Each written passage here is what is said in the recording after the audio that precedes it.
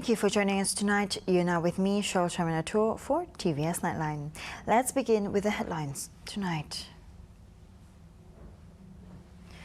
The family members of 5 fishermen who reportedly failed to return home on October 1 appealed to the relevant agencies to continue their search and rescue operation. The search and rescue operation was postponed on October 10th after no new leads were found. One of the victims' mothers, Vicky Lim, said her family was still hopeful for the eventual return of her son. So we ask the family, the young wife, the sister, the father, we still must they are in the harap that they are still up there. We will rescue them. At the same time, the director of the Sarawak Malaysian Maritime Enforcement Agency, MMEA, First Admiral Zain Asman Muhammad Yunus, in his reply said the SAR operation has been extended until October 16. However, no new discoveries lead to the findings. The search party also involved Indonesia's National Search and Rescue Agency and the Indonesian Maritime Security Agency. Setelah penangguhan pada 9 Oktober, pencarian diteruskan pada 10 Oktober sehingga 16 Oktober dilakukan oleh aset-aset yang bertugas melakukan rondaan di laut oleh pelbagai agensi dan juga jawatan. Namun, sepanjang tempoh tersebut, tambahan 7 hari pencarian masih tiada sebarang penemuan bot dan juga ke-5 mangsa. In the October 1st incident, the boat carrying 5 anglers, including a skipper, were reported missing off the waters of Karang Berumput and Tukun Bass, about 9.3 nautical miles from Sanchubong. The boat was scheduled to return to dock on October 2nd, but failed to appear, prompting an emergency search to find the missing fishermen on October 3rd. And 19 days have passed. However, the hope for a miracle still continues. As father to the missing skipper, who was ferrying 5 fishermen who lost in the waters of Sanchubong, still sheds hope his son would come home safely into their arms. However, Saidi Raza was ready to accept the fate of the incident of his missing son. Kurang-kurangnya adalah berita. Yang ada berita sikit sajalah. Tu kalau berita semua dah sampai dah semua hari dah. Kira berita dulu. Saidi also told TVS reporters earlier today that his son, Kamizan Saidi, even managed to hand over pocket money to his wife and him before he went missing. Saya dah apa kami orang. Kami dah beri kami maknya 50 seorang. Dah ya, nak pergi. Masa pergi lah kami cerita apa selagi pun nyempun apanya pun macam walkie-talkie nyempunnya semua dah kita tinggal semua. Yalah jadinya nak kontak susah. Kamizan with 4 other fishermen left for perairan Karang Berumput on October 1 and was supposed to be back the next day. However, there was no news of their arrival back so far. Meanwhile, on to the next update. Contractors working on the upgrading of 2 stretches along the coastal road at Sadong Jaya said the delays in work were caused by the movement control order restrictions during the earlier phases of the COVID-19 pandemic. According to Assistant Minister of Infrastructure and Ports Development, Dato' Julaihi Narawi, the contractors have been directed to implement an effective catch-up plan. The stretches concerned are PA2 Kota Samarahan to Sadong Jaya Road, Section 2 and Section 3, as well as PA3 Sadong Jaya to Sungai Buloh Road. The revised completion date for the 11.233 kilometers PA2 is April 16, 2022, while the 8.175 kilometer PA3 is now expected to be ready by December 14, 2021. The 30 packages cost 500 million ringgit, and each package is either 8 kilometers, 9 kilometers, 10 kilometers, or 11 kilometers long. Julaihi Narawi also advised road users to be more alert, drive defensively, and avoid speeding when travelling along the under-construction stretches. The Sarawak Disaster Management Committee JPBN will improve the entry procedure via Enter Sarawak as a border control measure. This was after taking cognizance of the proposal mooted by the State Health Department. JPBN in a statement said that JKNS had advised that the entry application through Enter Sarawak should still be applied to foreigners as well as Malaysians who were not from Sarawak. Today, 767 new COVID-19 cases were recorded in Sarawak, with 756 of them being cases without symptoms or with mild symptoms, while 11 more cases being those who had lung infections and needed respiratory assistance. 15 deaths were also recorded today, involving those aged 46 to 86. These cases had a history of diseases such as high blood pressure, diabetes, and others. And a drug syndicate's attempt to evade detection by declaring drugs as coffee bean was foiled by Johor Police at Johor Bahru. The police seized 14 gunny sacks of drugs worth 14.33 million ringgit at the Tanjong Pelepas port in Iskandar Puteri on October 16. The drugs weighing 398.28 kilograms hidden in a container were discovered during a joint operation.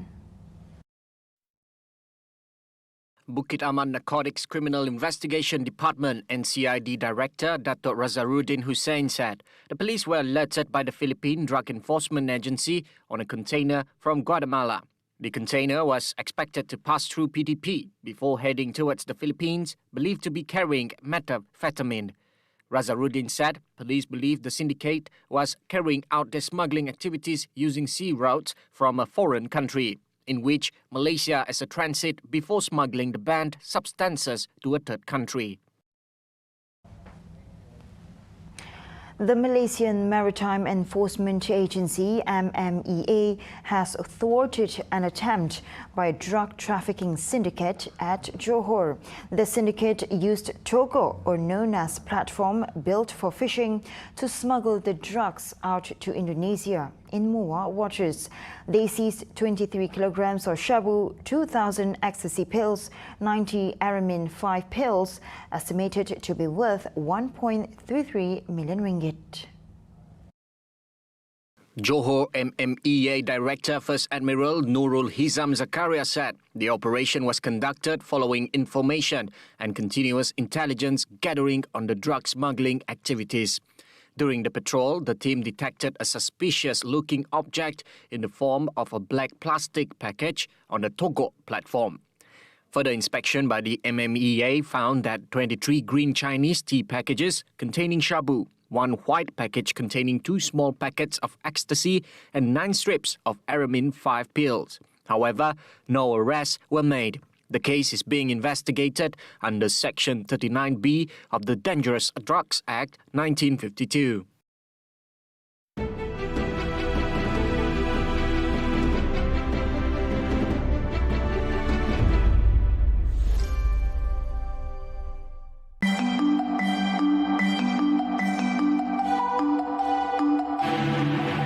Servis Sarawak merupakan model penyampaian perkhidmatan baru kerajaan negeri dalam usaha untuk menyampaikan perkhidmatan cemerlang kepada rakyat Sarawak.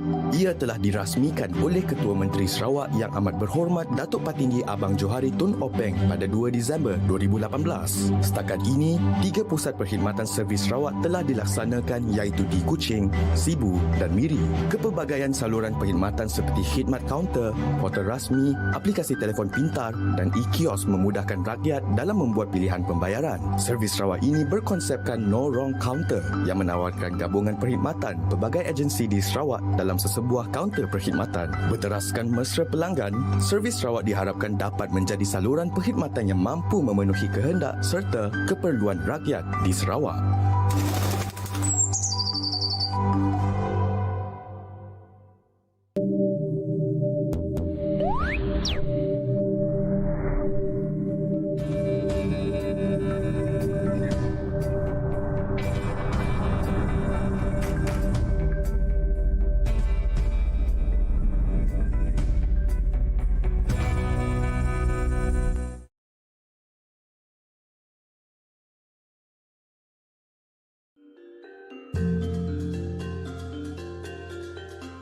Rezeki Tuhan, rezeki tanah.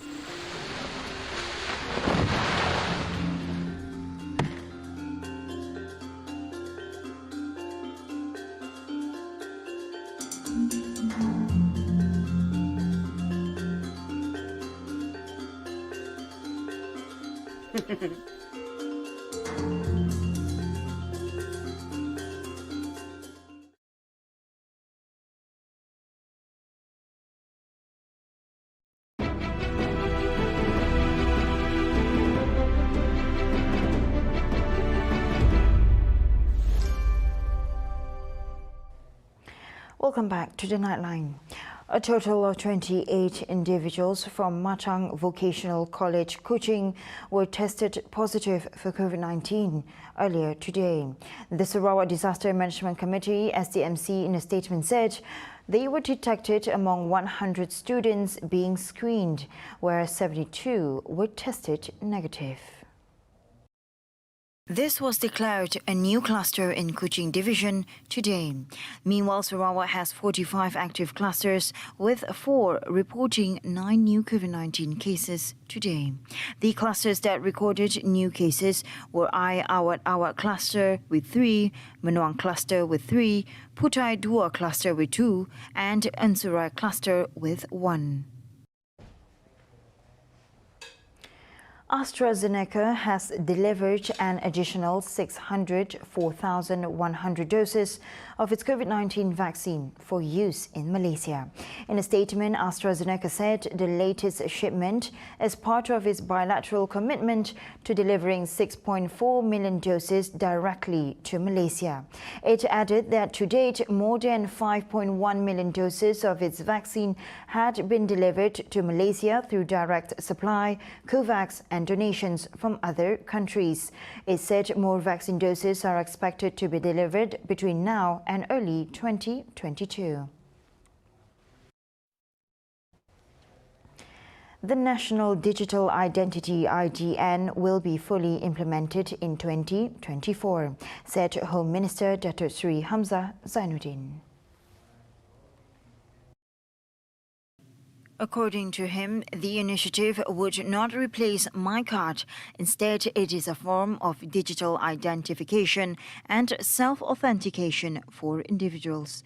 The system will be using the latest biometric technology, such as fingerprints, facial or iris recognition for people while conducting business online. Hamzah also added that the IDN planning process began this year with the National Registration Department, R&D's Information and Communication Technology System and infrastructure to be improved so that it was always up to date and safe to handle user identity verification matters through IDN.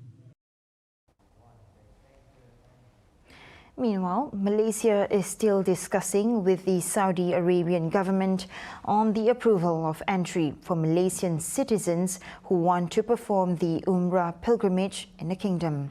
Health Minister Khairi Jamaluddin said the ongoing discussion was to avoid vaccine discrimination, as all the COVID-19 vaccines used in Malaysia are safe and effective.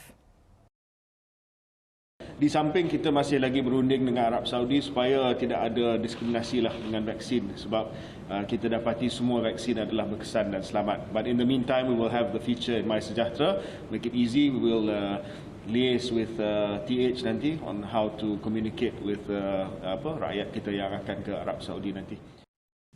The Saudi Arabian government was previously reported as accepting only 4 types of vaccines, namely Pfizer-BioNTech, AstraZeneca, Johnson & Johnson and Moderna for individuals wanting to go to the kingdom. In July, Saudi Arabia announced that individuals fully vaccinated with the Sinovac or Sinopharm vaccine were accepted into the country on the condition that they had received the booster dose from vaccines recognized by it. Meanwhile, Khairi said the My Sejahtera application would have a new feature to enable individuals needing the booster dose to apply for it from next month in meeting the condition set by other countries, including for performing Umrah and Hajj. Sabah began administering COVID-19 vaccine booster doses today as part of the national COVID-19 immunization program, which will cover frontliners, older citizens and high-risk individuals. Sabah Chief Minister Dato' Hajiji Noor said the program would be carried out in 2 stages, with the first stage for about 60,000 healthcare and non-healthcare frontliners running until November 20.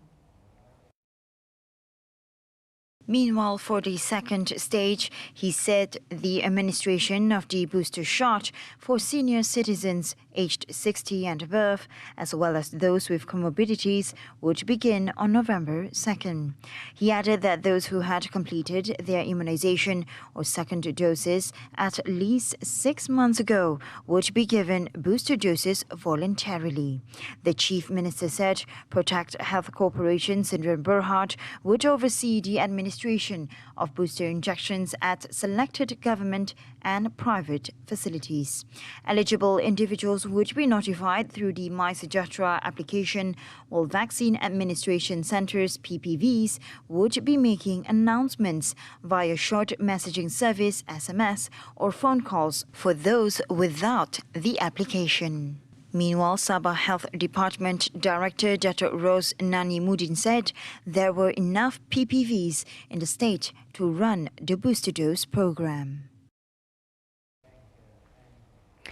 World production of 4 vegetables oils, namely palm oil, sunflower oil, soybean oil and rapeseed oil, is expected to increase about 7 million tons for the 2021 to 2022 period.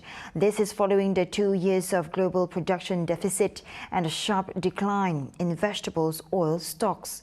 According to Oil World, it is the biggest growth in 4 years.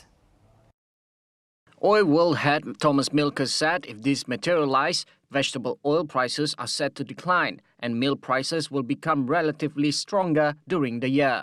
According to Milker, world palm oil production recovered only by 1.7 million tons in the October 2020 until September 2021 period. He said an increase by 3.5 million to 4 million tons is likely for this 2021-2022 season. Of that, production in Indonesia is expected to rise by 1.7 million to 2 million tons. Output in Malaysia is expected to improve 1 million to 1.2 million tons, and that of other countries is going to contribute about 800,000 tons. And now on to the next highlight. Electric vehicles, or EV, have become instruments to disrupt the already mature automotive industry. It is no longer an option, but the only path for Malaysia to move further into the industry. Malaysia possesses complete skill sets for automotive design engineering. Therefore, experts say the country has the best fundamentals to transform into a regional EV hub compared to our neighbouring countries. According to TGT Automotive Solutions Sdn Bhd founder Kevin Tam, Malaysia has been in the electrical and electronics E&E industry for more than 50 years.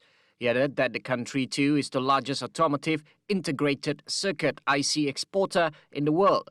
Being involved in a company that provides tech solutions to the automotive sector, he said the country has E&E research and development engineers to complete an electronic system from IC level to system level. He said Malaysia must not be overthrown by its neighboring countries like Thailand, Vietnam and Indonesia. On the other hand, Malaysia's ties with strategic partners such as the United States, US and European Union (EU) have continued to strengthen. This was despite the challenges due to the COVID-19 pandemic.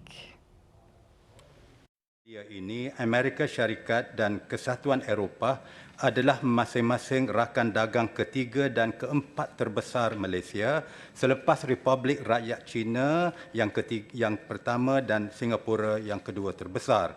Nilai dagang dua hala pada tahun 2019 antara Malaysia dengan Amerika Syarikat adalah sebanyak ringgit Malaysia 165.22 bilion, manakala dengan Kesatuan Eropah sebanyak ringgit Malaysia 159.35 bilion. Deputy Foreign Minister Datuk Kamaruddin Jaafar said bilateral trade between Malaysia and the US increased by 27.1% year-on-year to 121.01 billion ringgit, while trade with the EU expanded by 26.66% to 79.94 billion ringgit from January to July this year. Kamaruddin also added that in line with the 12th Malaysia Plan, the focus would be on strategic and high-impact industries, including tourism, electrical and electronics E&E, global services, aerospace, creative industries, halal industries, biomass industries and smart agriculture activities. Other measures include inviting more US companies to relocate their business operations to Malaysia and exploring cooperation in the field of digital technology with the country at the ASEAN level.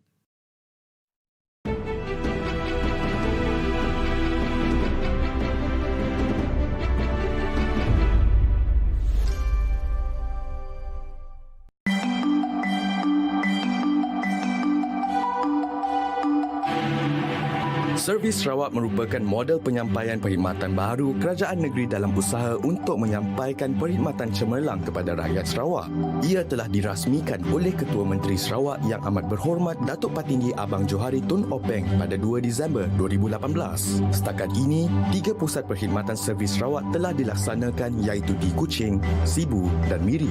Kepelbagaian saluran perkhidmatan seperti khidmat kaunter, portal rasmi, aplikasi telefon pintar dan e-kios memudahkan rakyat dalam membuat pilihan pembayaran. Servis Sarawak ini berkonsepkan No Wrong Counter yang menawarkan gabungan perkhidmatan pelbagai agensi di Sarawak dalam sesebuah kaunter perkhidmatan. Berteraskan mesra pelanggan, servis Sarawak diharapkan dapat menjadi saluran perkhidmatan yang mampu memenuhi kehendak serta keperluan rakyat di Sarawak.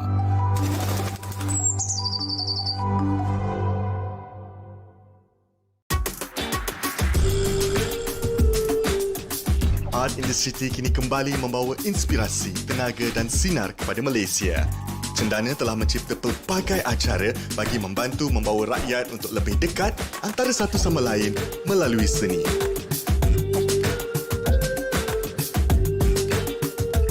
Mari berdansa, menyanyi, belajar dan raih inspirasi dari bakat-bakat besar seni Malaysia. 欢迎来到家有大厨，我是 Christy。 我是 Bryce， 跟我们一起与不同的厨师学习如何烹饪多元种族的美味健康佳肴。从菜巴萨到餐桌前，在这一集中，我们将与厨师 Sam 一起烹饪美味佳肴，千万别错过哟！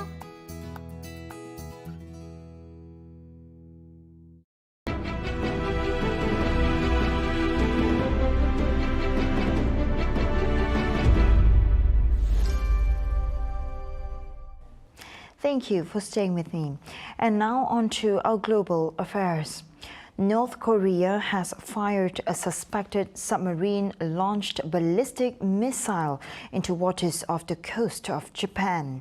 Pyongyang unveiled the missile in January, describing it as the world's most powerful weapon. North Korea said it had test-fired a new ballistic missile from a submarine. The state media reported on Wednesday, a day after authorities in South Korea and Japan detected an apparent weapons test. South Korea's military reported on Tuesday that it believed North Korea had fired a submarine-launched ballistic missile SLBM off its east coast. The new type SLBM was launched from the same submarine involved in the 2016 test of an older SLBM. North Korean leader Kim Jong-un was not reported to have attended the test. Analysts noted that photos released by North Korea's state news agencies appeared to show a thinner missile than North Korea's earlier SLBM designs, meaning more but shorter range missiles could be stored on a single submarine and potentially putting nuclear-armed North Korea closer to fielding an operational ballistic missile submarine. And Ecuador's president has decreed a state of emergency to confront drug trafficking and other crimes in Ecuador, saying the military and police will take to the streets to provide security. President Guillermo Lasso said that there is only one enemy: drug trafficking.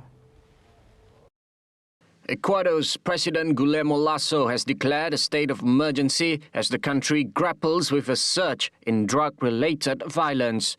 Marines were seen stopping vehicles as well as searching people on the streets of Guayaquil, the second-largest city in the Andean country. The 60-day state of emergency will allow the military to join drug and arms confiscation operations in 9 of the country's 24 provinces, with patrols taking place 24 hours a day. According to Lasso, the move is a response to rising homicide figures nationwide and other crimes related to narcotic seizures, which total 147 tons so far this year. Lasso also said more than 70% of violent deaths in the province of Guayas are in some way related to drug trafficking. An Indian couple had to use a cooking pot to get to the temple where their wedding was taking place, as the streets around it were inundated with flood water. They arrived for their wedding in an unusual style after sailing through the flooded streets of their town in a cooking pot after heavy rains wreaked havoc in the southern state of Kerala. A bride and groom in the southern Indian state of Kerala navigated a flooded road by floating in the giant cooking pot to get to their own wedding ceremony. A few men guided the bride through the floodwater, with the couple able to eventually perform their wedding rituals in the city of Alappuzha. The wedding came the same day that leaders in the state opened near overflowing dams. At least 22 people died when heavy rains lashed the region over the weekend. Rainfall across Kerala triggered flash floods and landslides in several areas, with the Indian Army and Navy called out to rescue residents. And Google has finally launched its flagship Pixel 6 smartphones as it aims to beat competitors on camera and performance while undercutting them on price. The new phones are the first to have Google's custom sensor chip, which it says runs AI systems for everything from the camera to translation, voice and image recognition significantly faster at lower power and privately on device. Google announced the newest iterations of its smartphone, Pixel 6 and Pixel 6 Pro, which will be powered by the company's first chip called Tensor. The tech giant also launched Pixel Pass, a subscription service starting at $45 per month for US customers that will include the Pixel 6 and access to the premium versions of YouTube and YouTube Music. Pricing for the Pixel 6 will start at $599, while the Pixel 6 Pro, which includes a telephoto lens and upgraded front camera, starts at $899. The phones will go on sale at US wireless carriers on October 28. And that feature concludes TVS Nightline for tonight. And as always, thank you for tuning in to your local news tonight. Here with me, Shalta Metro, and I'll see you next time. Have a good morning.